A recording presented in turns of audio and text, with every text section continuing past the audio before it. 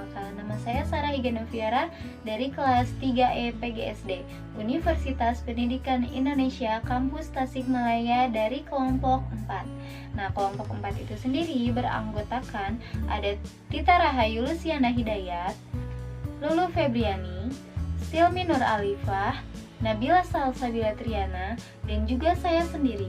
Nah, pada kesempatan kali ini, kelompok kami akan mempresentasikan produk yang telah kami rancang yang bernama EduScrap. Apa sih EduScrap itu? EduScrap adalah sebuah buku yang dibuat dengan tampilan yang lebih menarik yang berisi media pembelajaran. Dapat berupa materi sekolah, pembelajaran umum, maupun buku cerita.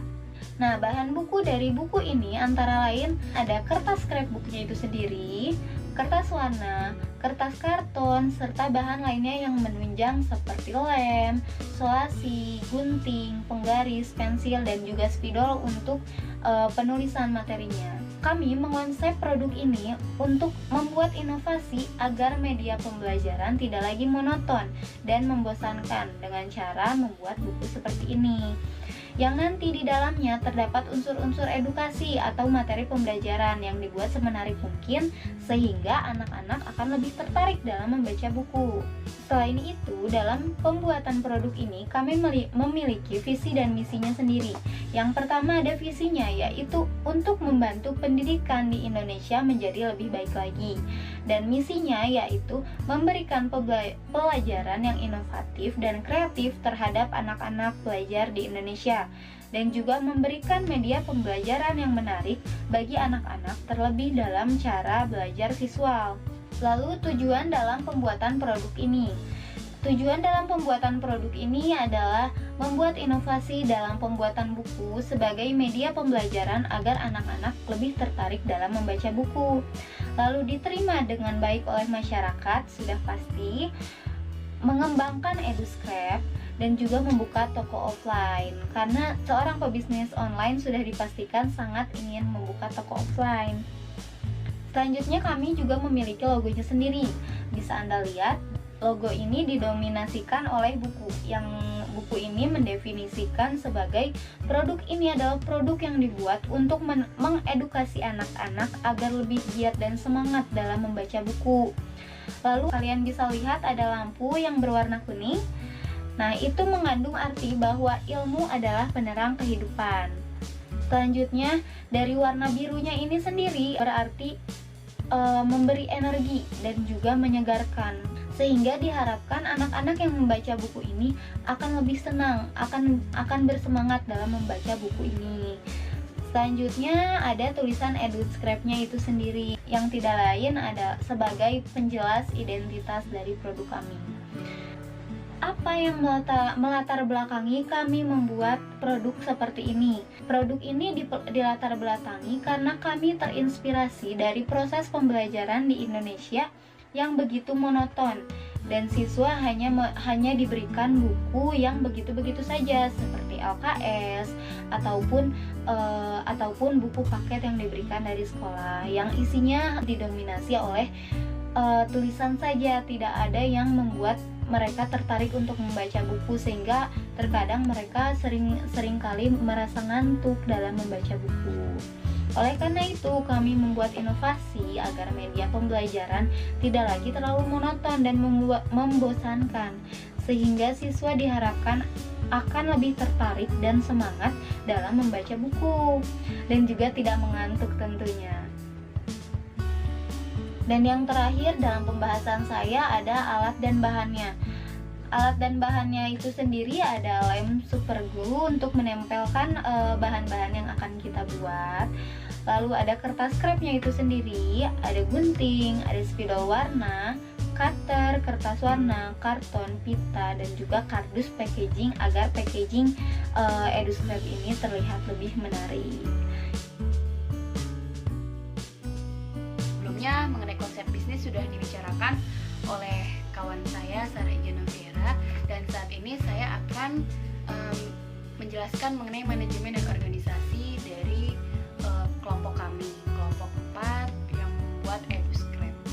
Nah, manajemen organisasi di sini kami memiliki 4 tingkat ya, 4 tingkat dibahas ya, kayak gitu. Yang pertama itu ada top manager, yang kedua itu ada manajer keuangan, yang ketiga itu ada manajer produksi, dan yang keempat ada manajer pemasaran. Nah, dari keempat masing-masing tugas dari setiap anggota ini memiliki tugas dan kewajibannya sendiri dalam menjalankan tugas-tugasnya di dalam kelompok kami gitu ya. Nah, untuk tugas-tugasnya di sini kita sebut dengan manajemen skill. Yang pertama, top manager. Nah, top manager di sini bertugas merencanakan kegiatan dan strategi perusahaan secara umum dan mengerahkan jalannya perusahaan. Lalu bertanggung jawab juga dalam membuat keputusan tentang organisasi dan membangun tujuan serta rencana yang berpengaruh seluruh organisasi. Itu untuk top manager dari kelompok kami. Top manager ada Sarah Iga Noviara. Selanjutnya ada manajer keuangan. Manajer keuangan di sini bertugas sebagai tentunya bertanggung jawab untuk membantu perencanaan bisnis dan pengambilan keputusan dengan memberi nasihat keuangan yang sesuai dalam bidang-bidangnya. Kalau ini ada Tita Rahayu Luciana Hidayat dan Nabila Salsabila Fitriana. Dan yang ketiga itu ada manajer produksi. Manajer produksi bertugas sebagai yang melakukan perencanaan dan pengorganisasian jadwal produksi. Jadi menilai proyek dan sumber daya, persyaratan serta menentukan standar kontrol dan sebagainya. Nah, di dalam manajer produksi ini ada kawan saya bernama Silmi Nur Alifah dan saya sendiri Lulfi Abriani. Dan yang keempat ada manajer pemasaran. Di sini manajer pemasaran bertugas melakukan perencanaan strategi pemasaran dengan memperhatikan tren pasar dan sumber daya perusahaan, merencanakan marketing research dan melakukan perencanaan analisis peluang pasar. Dan ini diserahkan kepada Fikri Fajrin. Jadi itu pembagian dari organisasi kelompok kami, kelompok 4 dari 3 EPGSD. Lalu saya akan menjelaskan mengenai standar operasional prosedur atau yang biasa kita kenal dengan SOP dalam sebuah organisasi. Seperti apa langkah-langkahnya. Ini yang pertama gitu ya, ada anggota harus hadir tepat waktu sesuai jadwal yang ditentukan. Lalu yang selanjutnya mulai ke posisi masing-masing dan mempersiapkan hal yang akan dikerjakan dari semua itu yang tadi kita bahas di dalam manajemen organisasi dari kelompok kami. Lalu yang ketiga, semua anggota melakukan tugas masing-masing sesuai posisi dan tugasnya. Lalu yang keempat ada istirahat sesuai kesepakatan bersama. Ketika istirahat itu diperlukan, silakan istirahat gitu ya kan, nggak boleh kita paksakan juga gitu ya. Lalu yang kelima ada pada saat melakukan pekerjaan gitu ya, dilarang menggunakan alat elektronik jika tidak diperlukan. Jadi menggunakan alat elektronik nantinya benar-benar seurgennya gitu ya. Lalu yang keenam, berkomunikasi dan melayani konsumen dengan baik dan tulus. Ini harus benar-benar baik dan tulus gitu ya, gak boleh judes-judes gitu kan. Biasanya kalau judes pelanggan akan kabur dan sebagainya. Lalu yang ke-7, kita harus selalu mengevaluasi setiap hasil pekerjaan yang telah dilakukan dari setiap hari ke hari mengenai perkembangan-perkembangan yang terjadi atau perkembangan-perkembangan yang ada dalam pembuatan tugas kita gitu ya, masing-masing tugas dalam setiap tugas di manajemen organisasi. Lalu yang terakhir itu pulang sesuai dengan kesepakatan bersama. Ini harus sama-sama diperhatikan bahwa gak bisa asal pulang gitu ya, kecuali ada urgent dan sebagainya, itu harus sama-sama dipikirkan. Lalu yang selanjutnya saya akan menjelaskan mengenai aspek produksi. Aspek produksi dari kami ada 3, yaitu tahap 1, pencarian alat dan bahan yang akan diperlukan untuk pembuatan produk gitu kan. Itu harus sama-sama kita bicarakan ya, tadi sebelumnya sudah membahas tentang alat dan bahan yang diperlukan dalam pembuatan produk ini. Lalu yang kedua, tahap kedua itu pembuatan sketsa dan perancangan produk yang akan dibuat. Ini harus sama-sama sepakat gitu ya, dan sesuai dengan permintaan dari para konsumen. Dan yang ketiga, pembuatan produk dan pengemasan. Ini harus dibuat semenarik mungkin sehingga para konsumen merasa puas atas pesanan yang telah dipesan di produk kami. Lalu yang selanjutnya saya akan menjelaskan mengenai aspek hukum. Ya, tapi sayang kita belum memiliki aspek hukum yang tertera gitu ya, karena ini masih di awal didirikan dari EduScrap kelompok kami gitu ya, dalam mata kuliah pendidikan kewirausahaan. Lalu didirikan juga dengan jumlah produk yang dihasilkan pun masih sangat sedikit dan jumlah anggota yang bekerja masih berjumlah 6 orang. Lalu di sini saya ada strategi pemasaran, aspek-aspek pemasaran gitu ya dari produk ini. Bernama EduScrap, dibuat menggunakan pre-order. Harga sesuai dengan tingkat kesulitan dan bahan-bahan yang diperlukan. Harga sekitar harga 50.000 hingga 150.000. Lalu tempat pemesanan bisa dilakukan melalui Instagram, Tokopedia, Lazada maupun Shopee, ataupun bisa langsung berkomunikasi langsung dengan para admin dari EduScrap ini. Lalu tentunya dengan dilengkapi juga gambar yang disediakan yang diminati atau disarankan oleh konsumen. Dan kita melakukan promosi melalui media sosial berupa Instagram, TikTok, Facebook, WhatsApp, dan lain-lain. Lalu melayani konsultasi pemesanan melalui WhatsApp ya, bisa juga melalui Tokopedia dan sebagainya. Selanjutnya ada analisis pesaing, di mana kami menganalisis pesaing-pesaing di luar sana yang menggunakan scrapbook sebagai produknya.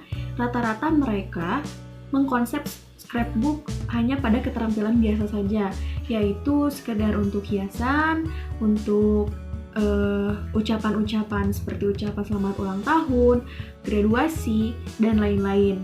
Nah, maka dari itu kami menggunakan inovasi baru dalam dunia pendidikan yang berunsur edukasi di dalam scrapbook tersebut, sehingga lebih menarik. Kemudian selanjutnya ada analisis SWOT atau SWOT, yaitu S-nya strength-nya yaitu kekuatan kami. Belum ada yang membuat produk ini.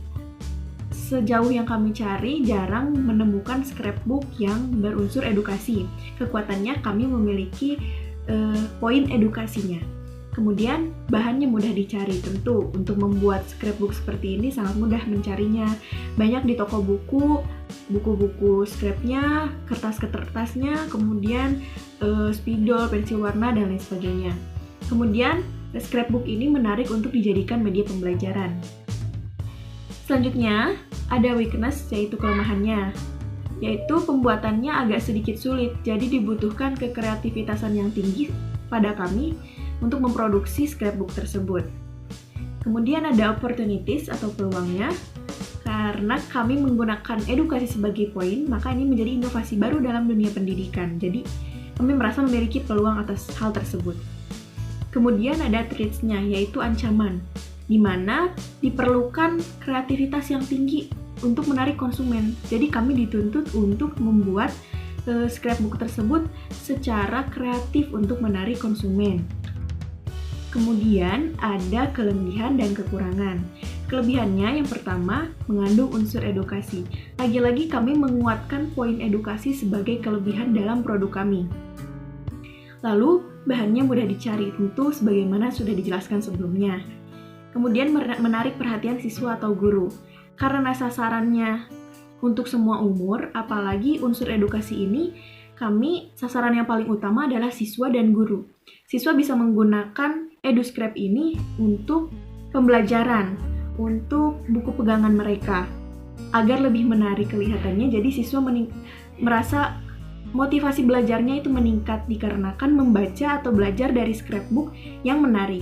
Kemudian guru juga dapat menjadikan scrapbook ini sebagai media pembelajaran, karena di dalamnya terdapat materi-materi dan edukasi-edukasi dalam pembelajaran. Namun kekurangannya ada yang sudah dijelaskan sebelumnya, yaitu pembuatannya agak sulit dan memang menuntut kami untuk sekreatif mungkin membuat produk ini. Selain itu, selain pembuatannya sulit, materi-materi yang ada di dalam scrapbook itu terbatas. Jadi misalnya dalam satu halaman scrapbook itu hanya terdapat rangkuman materi secara garis besar ataupun hanya terdapat 1 atau 2 materi saja. Karena kami mengedepankan unsur konsep yang menarik dalam suatu pembelajaran. Misalnya tentang perkalian, mungkin hanya terdapat perkalian 1 sampai 10 saja gitu. Atau mungkin bagaimana cara cepat perkalian gitu. Tidak mencakup seluruh pembelajaran seperti pada buku pembelajaran pada umumnya.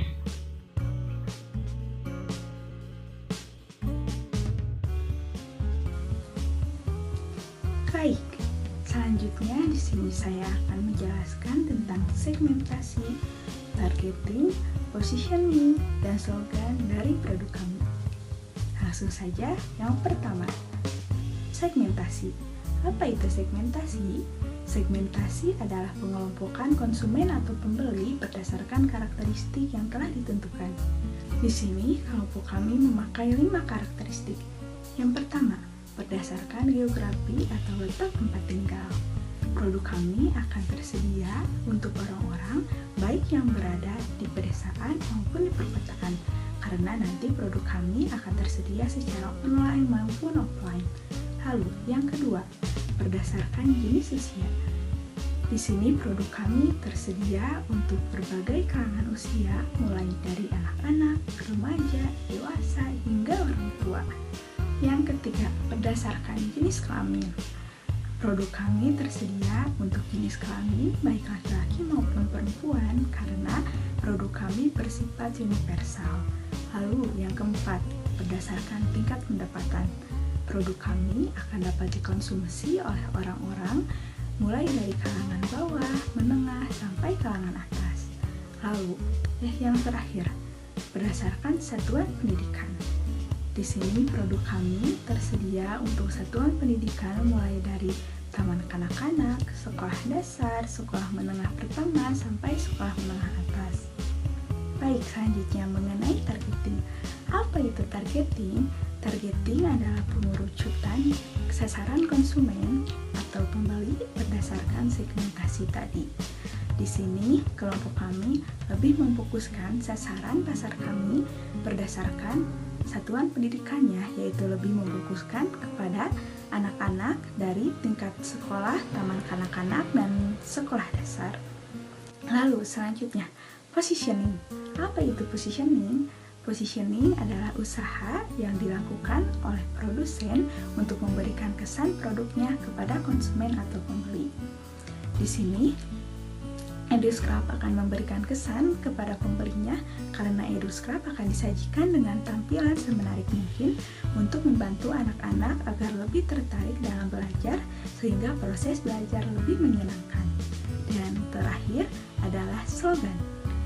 Di sini produk kami memiliki slogan EduScrap, Be Smart, Be Creative. Sekian pemaparan dari saya, selanjutnya akan dilanjutkan oleh rekan saya. Bismillahirrahmanirrahim. Selanjutnya saya akan menjelaskan mengenai biaya produksi dari produk kami, yaitu biaya bahan baku langsung atau triple BL.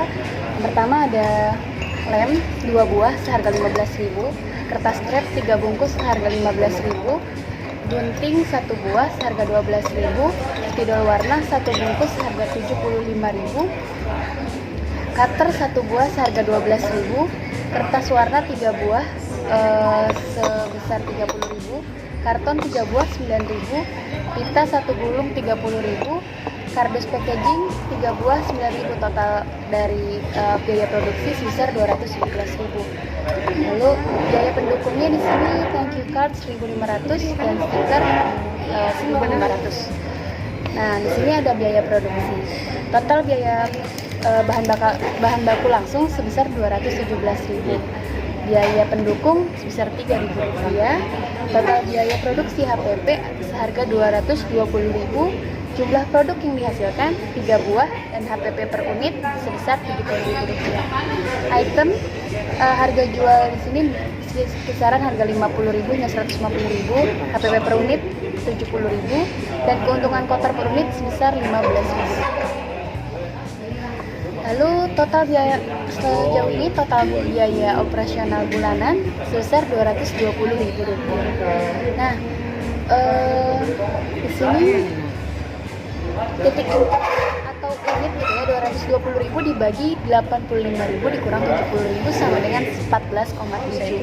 Perhitungan untuk menutup biaya operasional, dengan biaya operasional sebesar 220.000 per bulan, maka harus menjual sebanyak 15 untuk menutup biaya operasional. Balik modal unit sebesar Rp1.055.000. Perhitungan balik modal dengan modal Rp220.000, maka akan balik modal setelah menjual sebanyak 13 unit. Mungkin sekian dari saya untuk penjelasan mengenai biaya dari kelompok kami. Silakan yang selanjutnya bisa melanjutkan. Terima kasih. Di sini saya akan menjelaskan tentang BMC atau Business Model Canvas. Nah, BMC ini adalah kerangka kerja yang dikenal banyak untuk mendefinisikan model bisnis startup. Bisnis Model Canvas disusun dengan tujuan untuk menjelaskan, menilai, memvisualisasikan, serta mengubah model bisnis sehingga kinerja yang dihasilkan oleh startup lebih maksimal. Model bisnis ini bisa diterapkan oleh semua jenis startup tanpa terbatas sektor usaha. Nah, bisnis model Canvas berisi 9 area. Yang pertama ada key resources atau sumber daya kunci. Nah, yang pertama kita pemilihan bahan yang affordable. Di sini kita akan mencari barang yang terjangkau namun kualitas tinggi, murah tapi tidak murahan. Nah, terus penyesuaian materi dalam buku terhadap kegiatan belajar di lapangan. Jadi dalam buku ini juga akan disesuaikan dengan materi pembelajaran. Terus ada key partner atau pihak-pihak yang diajak kerja. Di sini pihaknya yaitu pihak yang diajak kerjanya adalah percetakan untuk mencetak foto, stiker, dan lain-lainnya. Terus ada key activities atau kunci aktivitas. Yang pertama pembelian bahan yang berkualitas. Kenapa sih harus membeli bahan yang berkualitas? Tentunya bahan yang berkualitas itu akan awet ya atau lebih hemat. Nah, bahan berkualitas tentunya tidak diragukan lagi ya oleh para pembeli. Nah, barang berkualitas ini juga tidak harus mahal. Level mahal dan murahnya itu pun sangat relatif. Terus ada produksi secara mandiri. Di sini scrapbook yang kita bikin ini dibuatnya oleh sendiri, tidak ada campur tangan oleh orang lain. Terus cost structure atau struktur biaya, yaitu biaya-biaya yang dikeluarkan dalam menjalankan model bisnis tertentu. Terus yang selanjutnya ada biaya pembelian bahan baku. Di sini kita ada biaya pembelian bahan baku ya tentunya untuk membuat si scrapbook ini.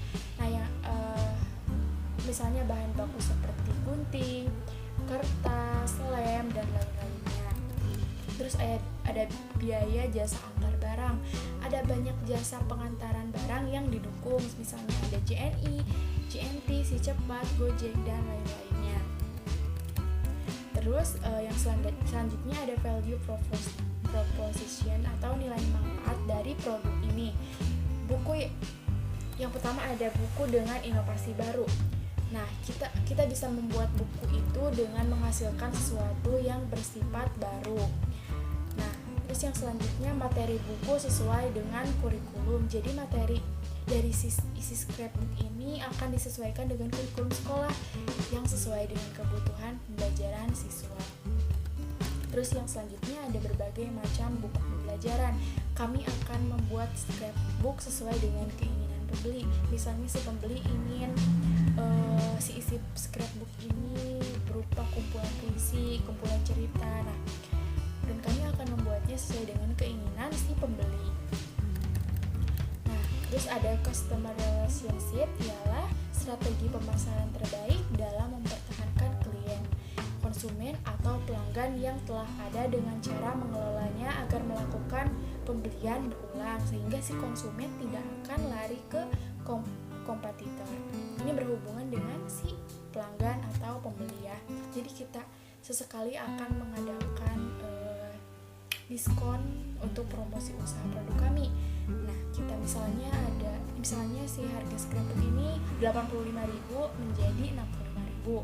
Nah, manfaat diskon ini juga untuk menarik pelanggan yang baru. Terus ada memunculkan inovasi desain buku yang berbeda. Jadi kita akan memunculkan inovasi-inovasi yang terbaru untuk mendesain scrapbook tersebut sekreatif mungkin dan sebisa kita. Nah, terus yang selanjutnya ada channel. Nah, yang pertama ada e-commerce, misalnya marketplace. Marketplace ini adalah salah satu model e-commerce di mana ia berfungsi sebagai perantara antara penjual dan pembeli. Terus ada promosi Instagram, kita akan mengadakan promosi nih di Instagram, misalnya di Instastory, terus di feeds juga, dan atau juga kita mengadakan iklan produk meskipun harus mengeluarkan biaya untuk membayar iklan, tapi dapat menjangkau lebih banyak orang dengan iklan ini. Terus ada testimoni pembeli. Testimoni adalah sebuah kesaksian pelanggan terhadap suatu produk atau jasa. Jadi testimoni pembeli sangatlah penting agar menambah rasa kepercayaan pembeli terhadap produk kita.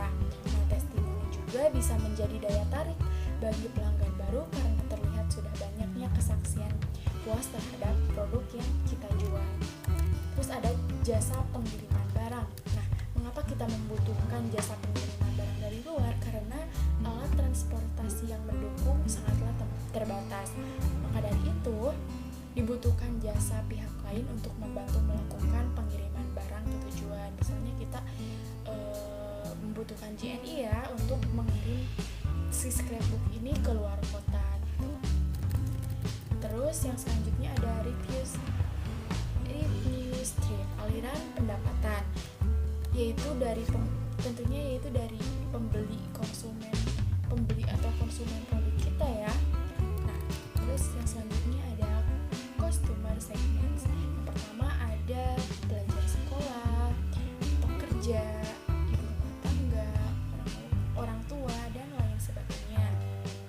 Nah, jadi kesimpulannya, produk yang akan kami buat yaitu EduScrap ini terinspirasi dari proses pembelajaran di Indonesia yang monoton dan siswa hanya diberikan buku yang sangat membosankan saja untuk dipelajari. Nah, di sini kita akan membuat inovasi baru.